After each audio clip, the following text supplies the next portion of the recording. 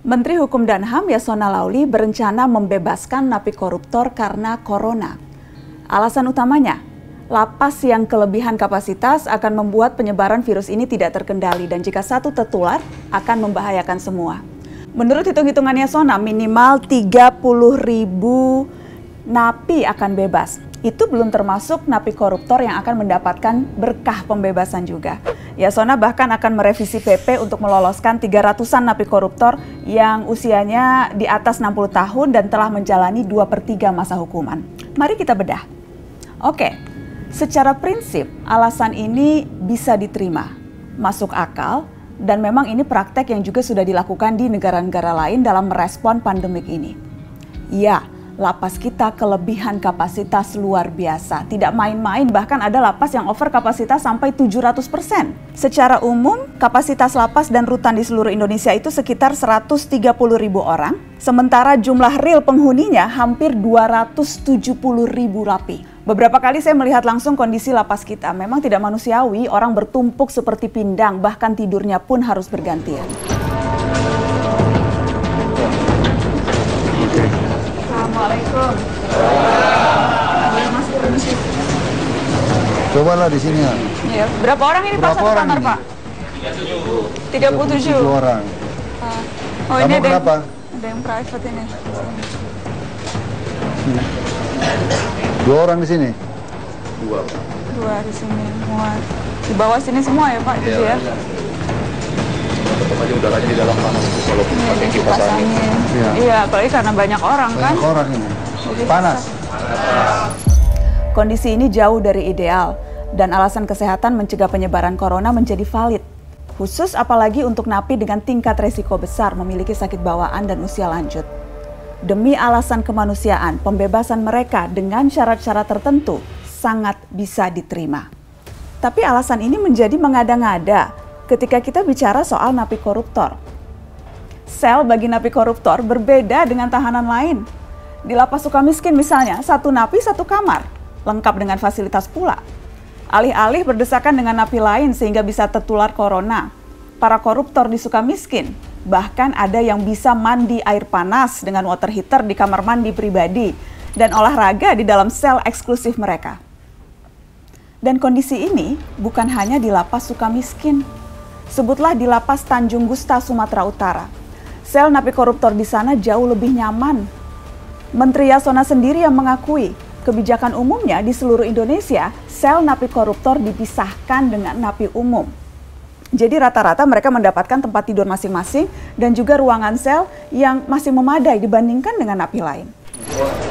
Assalamualaikum. Kita buka sepatu ya. Halo Bapak. Habis ini nonton. Itu soalnya ada TV di sini Pak ya? Ya, tapi di luar, Bu. Jadi bisa nonton. Di luar mana? Kita, Pak, ujung-ujung kita nggak kasih. Oh. Untuk umum. Untuk umum. Kalau di dalam nggak ada, Pak. Oh, nggak boleh. Ini daftar namanya ya Pak? Iya. Ini Ada berapa orang Pak? 19. 19 di dalam sini. Iya. Bang, ayo. Penilaiannya ya terang. Ya. Paksa dibuat tingkat Paksa nih. dibuat ini, ya, karena tidak muat lagi. Jadi 4 di bawah, kemudian 4 di atas, 8, terus di atas ini lagi, di atas itu ya. Itu dua sudah. Oh, di atas ini 2, ini, sama itu. Tapi berarti satu orang dapat satu tempat tidur ya Pak? Karena tadi di sana satu kamar bisa 40. Ya. 40 orang. Ruangannya mungkin agak beda. Agak besar. Iya, tapi nggak terlalu jauh juga lah mungkin. Besar. Kalau ini. Emang kalau mengatur penempatannya itu gudangnya juga agak Karena harus dipisahkan pikor dengan ini ya. Itu harus maksudnya karena memang undang-undangnya atau karena lebih ke kebijakan setiap rutan atau lapas?